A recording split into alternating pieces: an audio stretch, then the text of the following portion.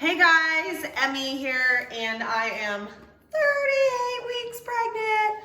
Yeah, about to pop. But I just wanted to make my chicken Sueza enchiladas. It's my mama's recipe, and my brother actually taught it to me because he's the one that learned it from her. So I'm really excited to make it and share it with you guys. I've made these enchiladas before, and people have loved them. So I just figured, why not share the recipe with the world? So first, I will give you the list of ingredients that you will need to make these enchiladas. For the filling, I do a rotisserie chicken because it's easy to just it's already done. You can just shred it apart.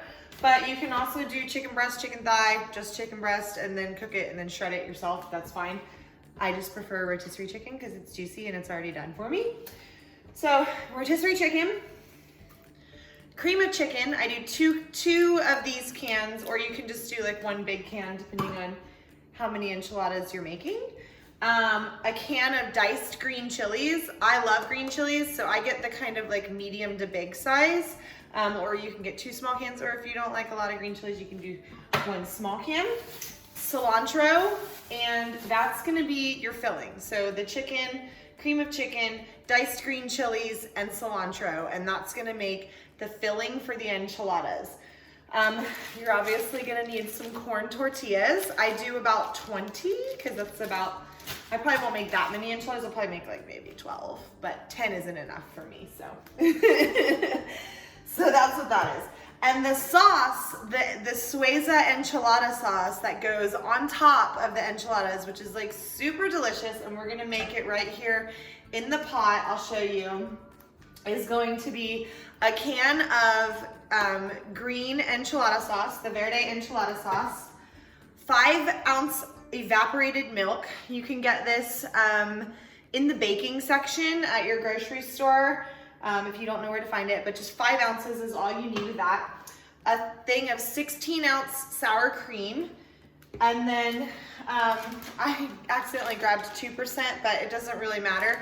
Monterey Jack shredded cheese. It's the white shredded cheese. And those 4 ingredients are going to make up the sauce that's gonna go on top of the enchiladas. And then you'll also need, I do the creamy milk because it melts really nicely. But this is the Mexican blend creamy melt for the topping. So on top of the sauce, I'm gonna sprinkle this cheese so that it gets nice and golden brown and crusty on top. And then my husband and I both love sliced jalapenos. So I put sliced pickled jalapenos on top of it. If you're not a spicy person, you don't need to do the jalapenos. The green chilies in the filling is enough. So let's get started. I'm gonna mix, I'm gonna dice up the cilantro, and I'm gonna get the filling together, and then I'm gonna kind of show you the filling and how I get those corn tortillas nice and soft so that when you fill them and you roll them, they don't crack open. All right, so here we have the filling. This is the shredded chicken, the 2 cans of cream of chicken, the can of diced green chilies, and then cilantro for flavor. So if you love cilantro, put a lot in. If you're not a big fan of cilantro, you don't have to do a lot, but it definitely adds flavor. So I like my filling very cilantro-y. So I'm gonna turn my burner on a medium low. I have a pretty wide set burner, so it covers the whole tiny little pan that I have. And then I have the pan that I'm gonna use for the actual enchiladas. And what I'm gonna do, I love spray olive oil. I think it's one of the greatest inventions ever. But I'm just gonna spray this so that nothing sticks to the bottom, and those enchiladas are gonna come out nice from the pan. But basically what I'm also gonna do is give this guy a little bit of a spray as well. I'm gonna throw a corn tortilla on there.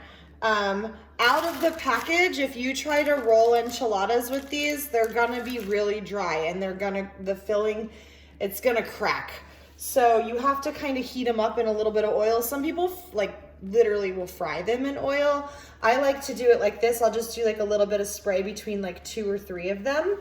But yeah, I just heat it up just a little bit, and I have those cooking hands. My mama used to have them too, where touching hot stuff doesn't bother me that much. But yeah, you just do it a little warm till it gets warm, flip it till that side gets a little warm. And then, because you don't want them to get crunchy, you definitely don't want to like fry them. Let me get, for some reason they're sticking, but I'm gonna get a little fork and that's gonna help me. Yeah. So yeah, here we go. So this little guy is done. So once I get him over, I think the pan's a little hot, so I'm gonna turn it down closer to low. But once I get that little guy in the pan, I'm going to fill it up with some filling. Yummy, yummy. Then I'm gonna roll it and I'm gonna flip it. So I'm gonna turn that roll side. See if you can see this. That rolled side is now face down. And I'm gonna do that for like, I don't know, maybe 12 more. So I actually switched to a bigger pan because I want more. I want more enchiladas. So usually I do like this and like the other pan that I had, like that much worth. So I do have extra filling left over, so that's what I'll probably do, but I'll just use this pan for the example for the video, and I'll make an extra set of enchiladas tonight. You know what I'm saying?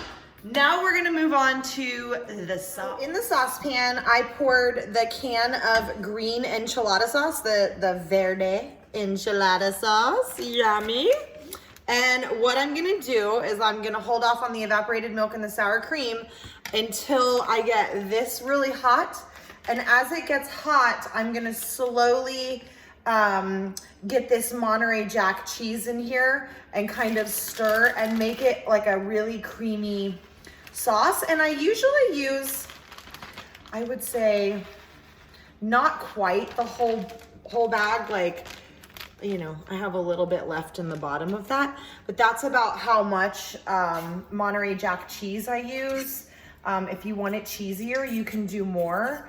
But I do this until I start to see everything kind of melt together. And it's getting there. It's starting to melt. So once it starts to kind of melt together, I'm gonna pour that 5 ounces of evaporated milk into there. And what we're gonna do is it's on medium low.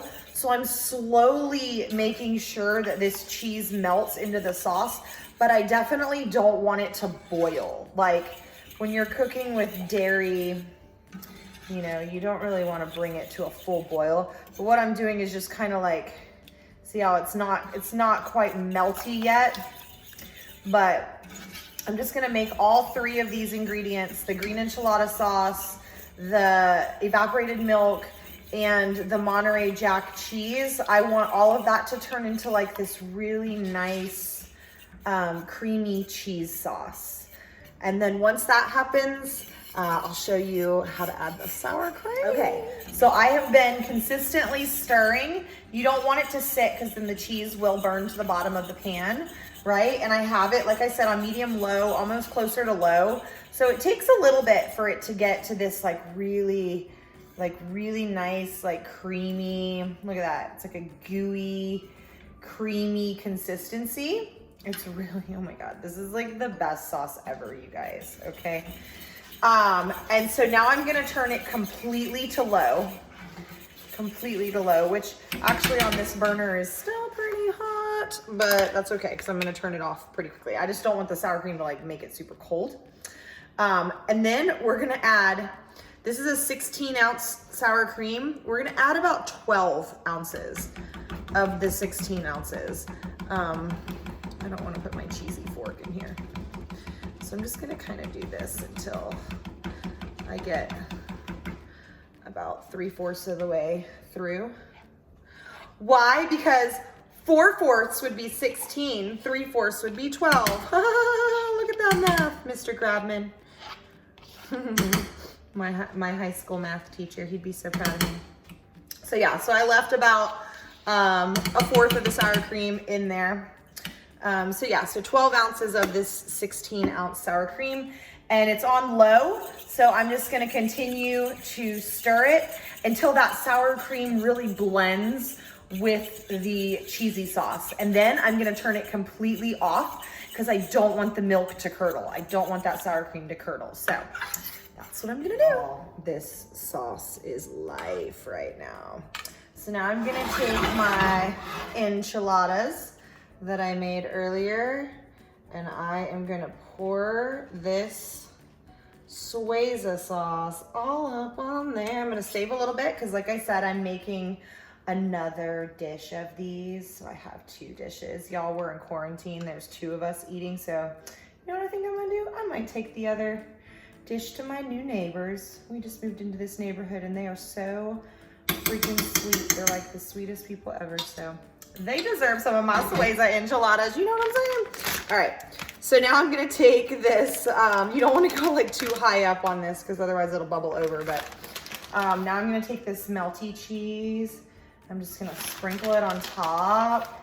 You guys, I'm so excited. Am I so excited? I just can't hide it. All right. Ladies, don't attempt to do this without your husbands around. Pop. All right. Now I'm just going to place some of these on top because like I said, my husband and I absolutely freaking love jalapenos on top of our casseroles, nachos, tacos, you name it. I'm so happy I married somebody that loves like super, super spicy stuff like me. Even being 38 weeks pregnant, I darefully eat this stuff. So yeah, I love it. So now I got my jalapeno slices on top. Boom! All right. Okay, I have the oven preheated to 375. And I'm gonna pop this bad boy in here on a middle to top rack. You don't want it to go too low because you don't want it to burn. And we're gonna let that bad boy go. Everything, all the ingredients are pretty much cooked. So what I like to do is like kind of, I can see the sauce kind of boiling and I like to get that cheese on top nice and golden brown. So that's gonna be my indicator that the enchiladas are done. Oh my gosh. Chicken Sueza enchiladas, y'all. I cannot wait to eat these.